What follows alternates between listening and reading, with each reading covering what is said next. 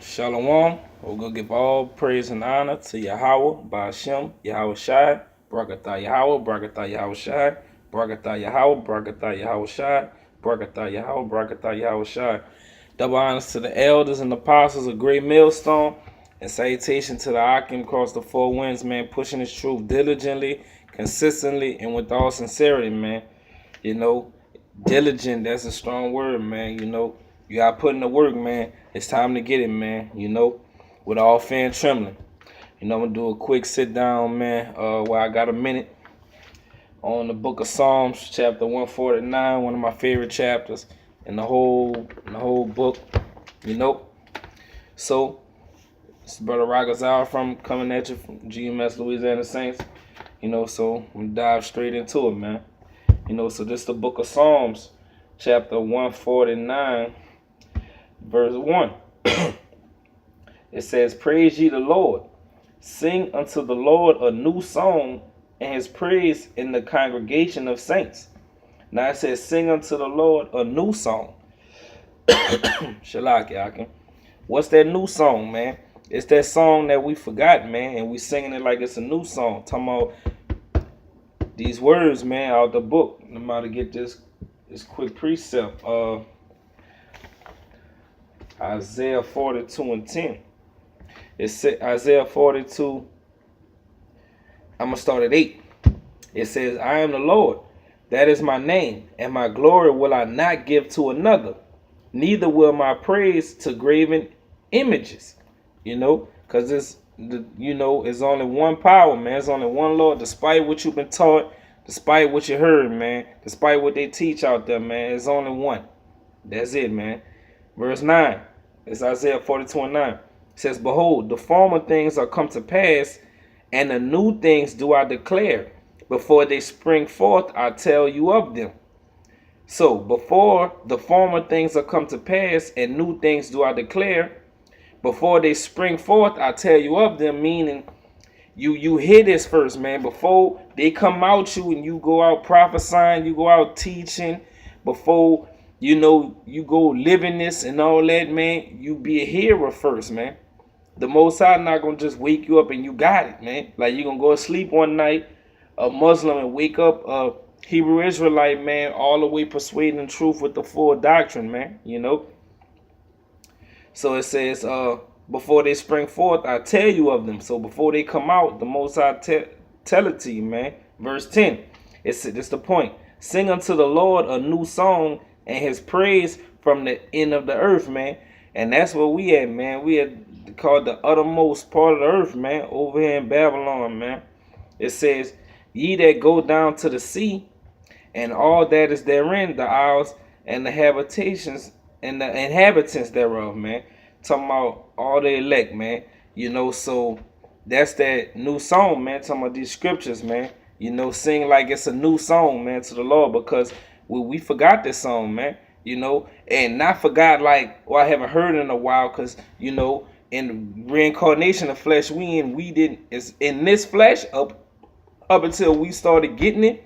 We didn't know it. Now our spirit knew it, but the Most High blocked that knowledge off from you, man. He took away remembrance of former things, man. So he bring you back into it, man. This verse 2, back in Psalms 149, verse 2. It said, "Let Israel rejoice in him that made him. Let the children of Zion be joyful in their king," man. And Zion is like a monument, man. Let the elect, man, the ones who sit on high, man, be joyful in their king. Their, meaning that's our king. Yahweh Shai is our king, man. And that's it, man. No other nation, man. "Let them praise his name in the dance. Let them sing praises unto him with the timbrel and harp." So it says, let them praise his name in the dance. That's so important, man. That's something these other camps don't deal with, man. Is the name, man. Yahweh Shai. Yahweh Shai. Yahweh Bahashem, Yahweh Shai, man. Yahweh the Father, Yahweh Shai the Son, man. Let them praise his name in the dance, man.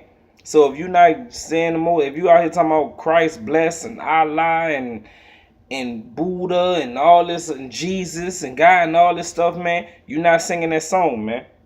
Let them sing praises unto him with the timbrel and harp. That's just music instruments, man. For the Lord taketh pleasure in his people. He will beautify the meek with salvation. In the meek, let me get that right quick in the blue letter. That's Psalms 149 verse 4. Psalms 149 verse 4. And that word meek in the Hebrew is arnav, man. And the definition is the poor, the humble, the afflicted. Poor, needy, poor and weak, humble, lowly, meek, poor, weak, afflicted. So the main words I keep hearing is the poor, the humble, and the afflicted, man. And it's not talking about the poor, humble, and afflicted, the whole Israel, because as a whole we are, man. It's talking about the ones of that, the poor. So as a whole we are poor, man. We are in poverty, but it's talking about humble. So you know it's not talking about the 2/3 of our nation. They not humble at all, man. Afflicted and weak, man, because we don't have our power, man. So that word humble right there basically lets you know it's not talking about the 2/3 of our nation, man. It's talking about the elect of our nation, man. So when it says, for the Lord taketh pleasure in his people, he don't take pleasure in the 2/3. Zechariah 13 chapter tell you that. You heard me? He gonna put them to death. So how he take pleasure in them? He will beautify the meek with salvation, the humble, the needy, the afflicted, the lowly, the weak. He's talking about the elect, man. Let the saints be joyful in glory. Who are the saints? It's in Psalms 2. Let's jump right over here real quick to 50. It's Psalms chapter 50, verse 5.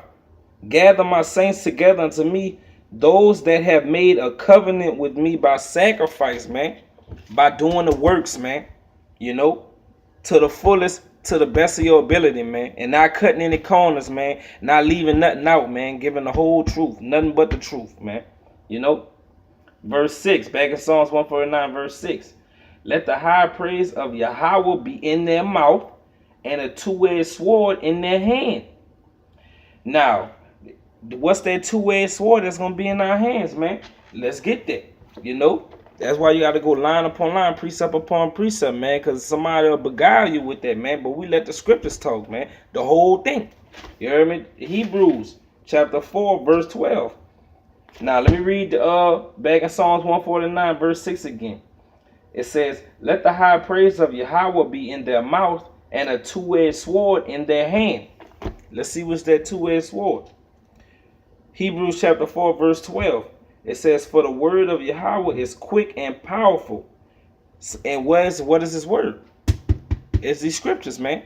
That's his word, man. That's what he left for us, man.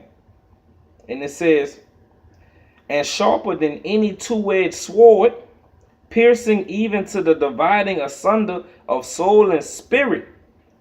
Meaning, when you cut somebody, it hurts, man. It hurt. It's more. It's stronger than just a sword, man. That's sharp on both edges, man. It cut deeper than that.